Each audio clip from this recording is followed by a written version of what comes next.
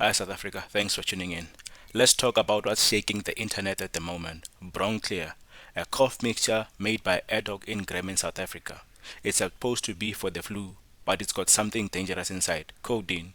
The same substance that's found in hip hop artist drinks such as Lil Wayne and Future have glorified over the past few years. Now here where things get wild. Reports say Zimbabweans have been buying Broncleer in bulk and smuggling it across the border from South Africa, not for medical use, but to get high. The mixture is being diluted into alcohol sipped as lean and is becoming quite an addiction amongst the youth in Zimbabwe. Officials have denied that hospitals are involved in the smuggling of this medicine, saying that public figures don't even stock the stuff. But the question is, how is it that much of it crosses the border and gets to Zimbabwe in the first place? Let's take a listen to this video. This is a cough mixture called Broncleer. It's manufactured by a company called Adcock Ingram, and it contains a dangerous drug that's called codeine.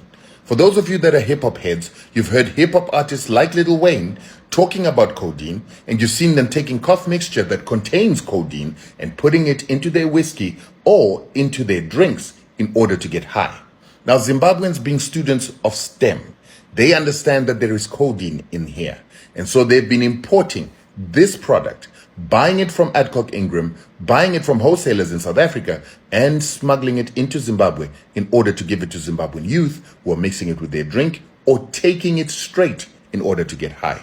It's not true that this product is being taken from public hospitals in South Africa and being taken to Zimbabwe, because public hospitals do not sell this product and they have generic brands that do not contain codeine. Since then, now the conversation on social media has gone completely off rails. Some Zimbabweans online are denying everything, saying the medicine found on the bus wasn't stolen, but bought legally. Others claim that all South Africa is all South African propaganda. But then you have people like community leader and influencers admitting that Zimbabweans do bring medicine across the border. Not just Broncleer, but also painkillers and ARVs, because their healthcare system has completely collapsed. And that's the uncomfortable truth.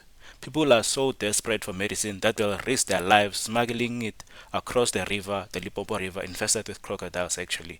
But at the same time, others are refusing that everything that Zimbabwe has comes from Zimbabwe and it came through by legal means. Let's listen to this gentleman highlighting the problems that are within Zimbabwe's healthcare system.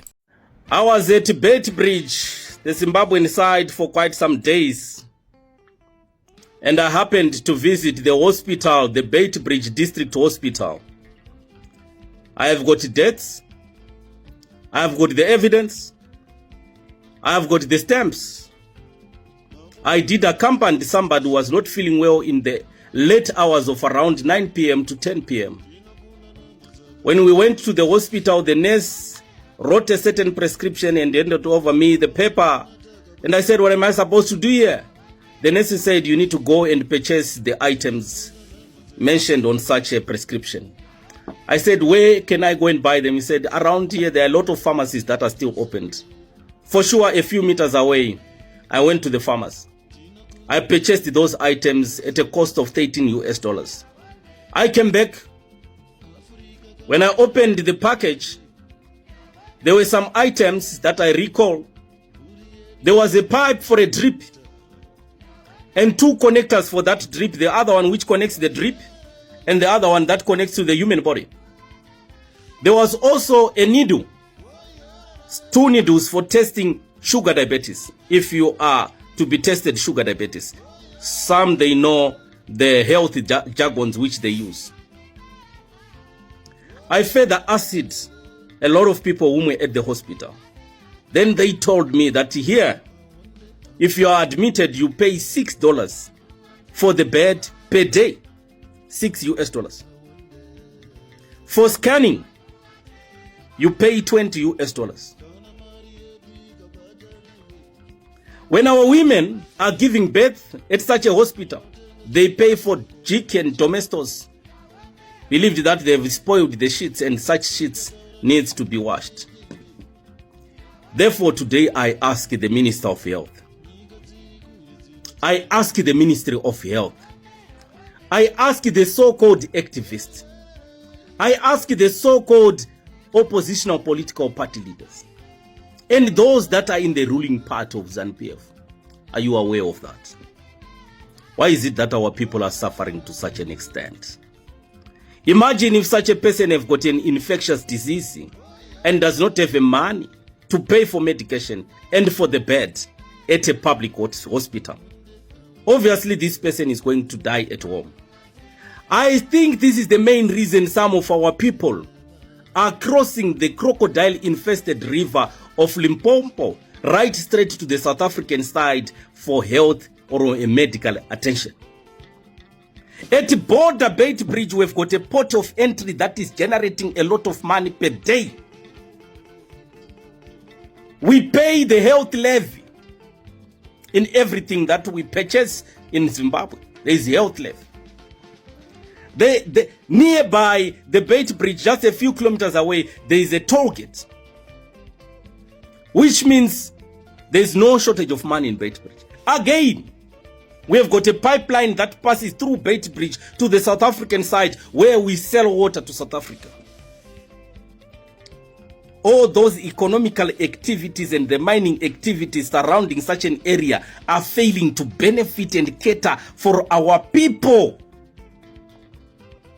Is this Zimbabwe that is always said, Nyika inovakwa nevene vayo? I don't want to mention your names. I know you are so loud. I'm not talking about the negative side of Zimbabwe. I'm talking of reality.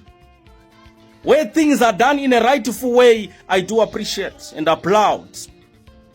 But we are talking of a basic need of the people. We are talking of the health of the people, which should be free.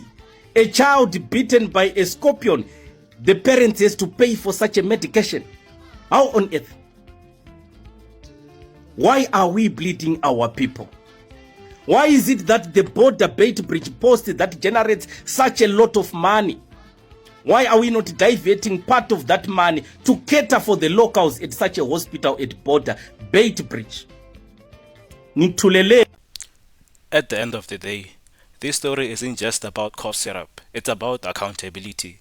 South Africans are angry that their medicine is disappearing across the border, while Zimbabweans are frustrated that their own leaders have left hospitals empty, citizens hopeless. People died in that bus, and yet everyone's too busy blaming each other. Others talk about the system that caused it. Maybe it's time for both sides to admit the truth. Crime doesn't grow in a vacuum. It grows where there's no access, no opportunities, and no leadership. The borders just separating the two countries is separating two realities, one with medicine and the other without. Until we fix that, the problem won't stop with the border. It's only just going to get worse. So let's listen to this Zimbabwean, I think is a minister, claiming that everything that was said is not true about Zimbabweans. From that statement, should we read, therefore, that you are in part financing your political campaign using state resources? Look, ZANU-PF is a private citizen of Zimbabwe like any other. And if we do engage in businesses, it's right and proper. And if our supporters feel grateful to the party which has empowered them more than any other, like in your country, your black people still don't have land. They still cannot trade in minerals like we do, because we carried out a resource restitution to our people, and we are creating a genuine African middle class aligned to the resources of Zimbabwe.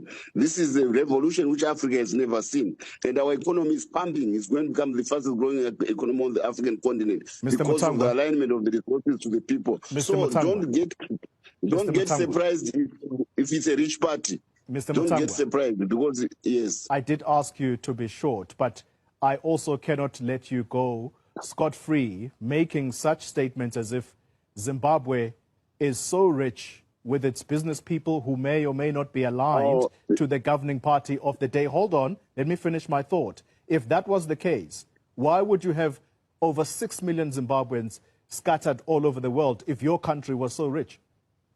There are six. There maybe I don't know about the figure of 6 million. What I know is the white diaspora. You said 6 million Zimbabweans are all over the world. I never don't ascribe figures which I never mentioned. You are the one who is mentioning that. Please don't try to put figures in my mouth. I don't know about that figure, but what I do know is that if a population is educated and is dollar convertible on the global market, it can go into any country. Mr. Mutangwa, Mr. Mutangwa, I'm not going to faff yes. around these issues. Let me be straight with you now. I'm not going to faff around this. I'm not going to skirt around this issue anymore. Do you take responsibility for running Zimbabwe down the drain? We take responsibility for Zimbabwe to become the fastest growing economy on the African continent, with billionaires investing in our lithium, with new steel plants being. How is it the fastest growing country in the world with inflation? You can't read figures yourself. That's your problem. Come to Zimbabwe and see what's happening on the ground. I don't speak from an audio, a person who's based in the studio who speaks like a propagandist. I've been responsible for the investments which I'm talking about. So I know what's happening. We are building the largest steel plant in Africa. We are building lithium plants. We are exporting lithium concentrates. We are revamping our railways. We are growing this economy. The World Bank has said so. The IMF is saying so. Only you and some boneheads who try to paint Zimbabwe in a certain manner are trying to make us look like we are basket case. We are not. Okay. All right. And definitely we are not. And we are not a province of South Africa. Thank you very much. Not a province of South Africa. Thank you very much for your time. Zimbabwe. Thank you very much for your time. Zimbabwe.